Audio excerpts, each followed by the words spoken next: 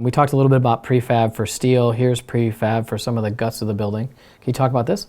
Yeah, sure. The next series here is kind of just talking about prefab, which we already touched on a little bit, but these models talked about the stainless steel ductwork that is serving the clean room, and a lot of this stuff was being prefabbed based on modeled content that originated with our lab planners. Mm-hmm. And all of this stuff was, you can go to the next slide, and it's all being installed off and fabricated off site.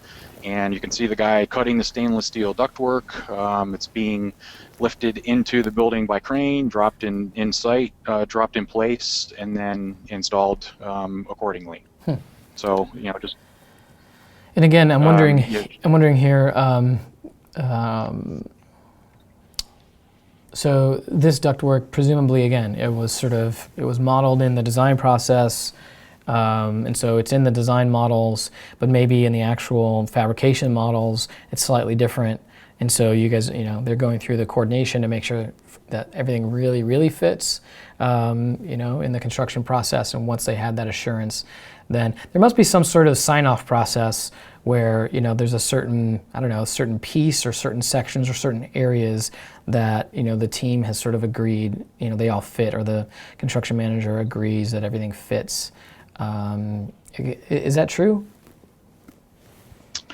Yeah, absolutely right. Again, this all kind of refers back to the Navisworks model and making sure that you can see there's cable tray, there's all the service piping for the clean room, and it's all kind of made sure that all of the interplay is all working together to make sure that so when the crane drops it in place, it's going to work with everything that's already installed or to be installed. Okay, but there must be some sort of formal, like, okay, guys, this section, it's all coordinated, and everyone has to, you know, sign their name in blood or something like that before everyone goes off and makes their stuff. Yeah, pretty much. Yeah, we all give our normal formal approvals. Okay, cool. So then moving forward to continue to talk about prefab, let's talk about the metal panels here that we're seeing in tan and silver. Sure. So that's a building skin system by Centria. It's a metal panel system that's all insulated, and it's on essentially this outrigger or furring system that needs to tie into both steel and concrete structures.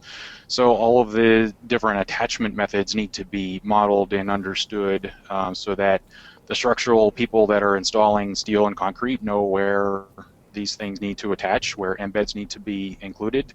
And then they also, if you go to the next slide, you can see how it was also used as an intent for, you know, the pattern that we designed, how the reveals work, how the different colors all kind of get laid in for different panels.